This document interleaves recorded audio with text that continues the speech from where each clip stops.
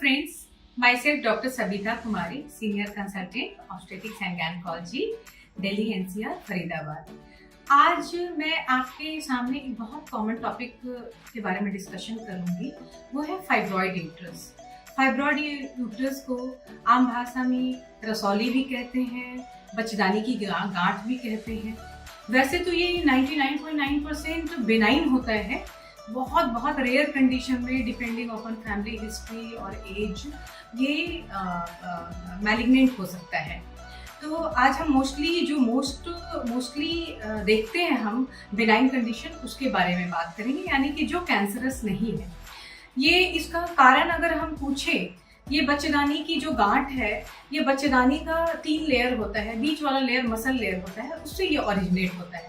अगर इसका कारण हम जाने तो मोस्टली इसका कारण अननोन होता है, पता नहीं होता है, लेकिन कुछ लोग जेनेटिक एसोसिएशन भी बताते हैं और ये हार्मोन डिपेंडेंट होता है, क्योंकि ये मोस्टली रिप्रोडक्टिव एज ग्रुप में, यानी जब प्रजनन की क्षमता महिलाओं में होती है तब ये बीमारी पाई जाती है, तो ये हार्मोन डिपेंडेंट होता है।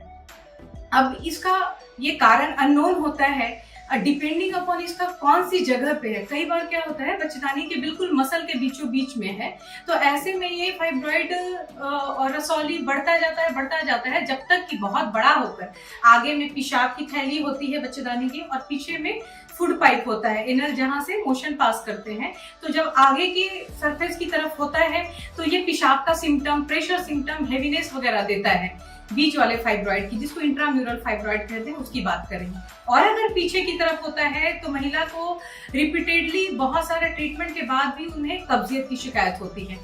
और अगर ये बच्चेदानी के कैविटी की तरफ है तो महिला मोस्टली आती है कि बहुत ज्यादा पीरियड लॉस होता है और बहुत पीरियड के टाइम में बहुत ज्यादा दर्द होता है।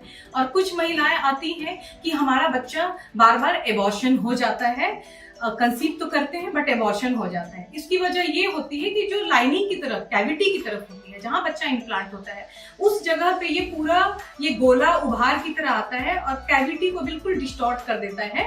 और वहां पे जब बच्चा इम्प्लांट होता है, बच्चे का जब सीड जमता है वहां पे, तो वो ज्यादा दिन तक टिक नहीं पाता है, डिस्टॉर्शन की वजह से एबॉर्शन हो जाता है।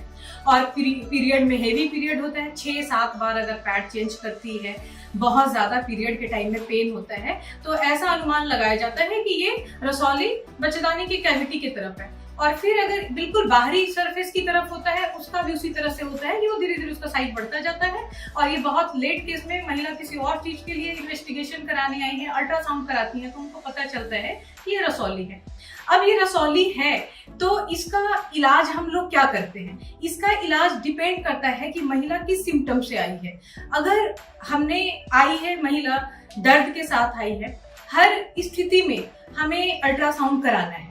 अल्ट्रासाउंड TVS, ट्रांसवेजाइनल सोनोग्राफी कराते हैं, उसमें एग्जैक्ट लोकेशन पता चलता है कितने नंबर में, ये मल्टीपल सिंगल भी हो सकता है और बहुत सारे संख्या में भी हो सकता है।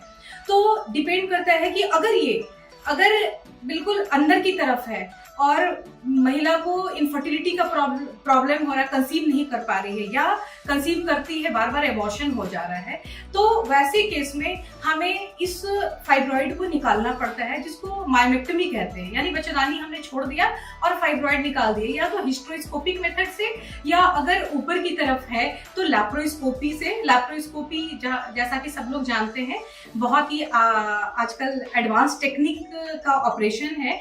इसमें बस 4 पोर्ट, छोटे छोटे छेद होते हैं पेट पे, और इसमें कोई चीरा वगैरह नहीं लगता है। उस ऑपरेशन द्वारा मायोमेक्टमी करते हैं हम लोग, लैप मायोमेक्टमी कहते हैं। उससे सिर्फ रसौली को निकाला जाता है, बच्चेदानी बिल्कुल सुरक्षित होती है और महिला प्रेग्नेंट भी होती है और उनका अच्छे से डिलीवरी भी हो जाती है।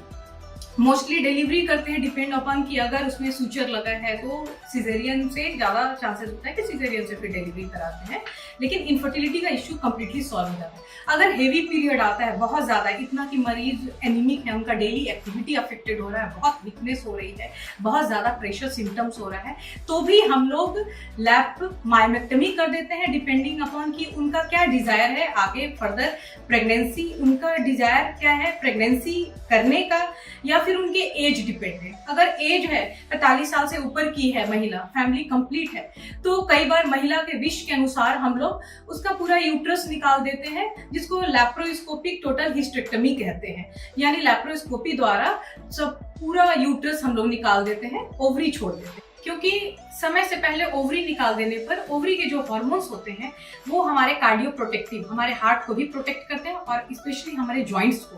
नहीं तो असमय जॉइंट्स का प्रॉब्लम हो जाता है, ऑस्टियोपोरोसिस हो जाता है, हार्ट का प्रॉब्लम हो जाता है, मूड स्विंग्स होता है, मेंटल प्रॉब्लम तक हो जाती है। इसलिए ओवरी को छोड़ दिया जाता है डिपेंडिंग अपॉन एज।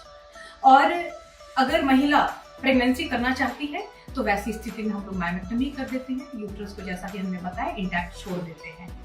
तो इसी फाइब्रॉइड की जानकारी के साथ फिर से एक नए सब्जेक्ट के ऊपर डिस्कशन करने के लिए आपसे मिलती हूँ। तब तक के लिए नमस्कार।